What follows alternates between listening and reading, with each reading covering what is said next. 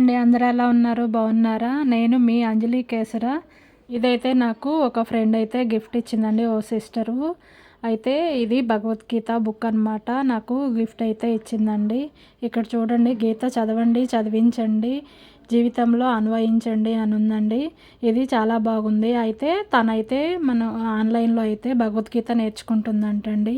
అయితే దానికి పర్పస్గా అయితే అందరికీ ఇట్లా భగవద్గీత బుక్స్ అయితే ప్రింట్ చేపించి మా అందరికైతే ఇచ్చిందండి, తలా ఒకటి ఫ్రెండ్స్ అందరికీ.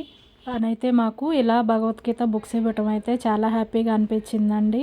మనకి భగవద్గీత అనేది చదివినా కానీ, లేకపోతే ఎవరన్నా చదువుతున్నా విన్నా కానీ మనకి చాలా మంచిదండి. మనం కుదిరితే మాత్రం నేర్చుకోవటానికైతే ట్రై చేద్దామండి. ఇదైతే ఆన్లైన్లో నేర్పిస్తున్నారంటండి ఫ్రీగానే.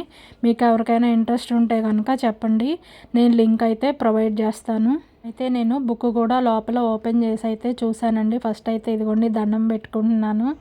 ఇది బుక్ నాకైతే విశేషంగా వచ్చింది కదండి, గిఫ్ట్ లాగా. నాకైతే చాలా హ్యాపీగా అనిపించింది. ఇదిగోండి ఫ్రెండ్ కాదులేండి, సిస్టరు.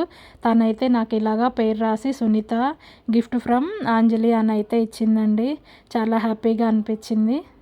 అయితే కురుక్షేత్ర యుద్ధం జరిగేటప్పుడు అర్జునుడు ఆలోచిస్తూ ఉంటాడు, అన్నదమ్ముల్ని చంపవలసి వస్తుంది అని. అయితే శ్రీకృష్ణుడు అర్జునుడికైతే భగవద్గీత అయితే బోధిస్తాడండి. అయితే భగవద్గీత చదువుదాము, చదివిద్దాము, జీవితంలో అయితే అనుభవిద్దామండి.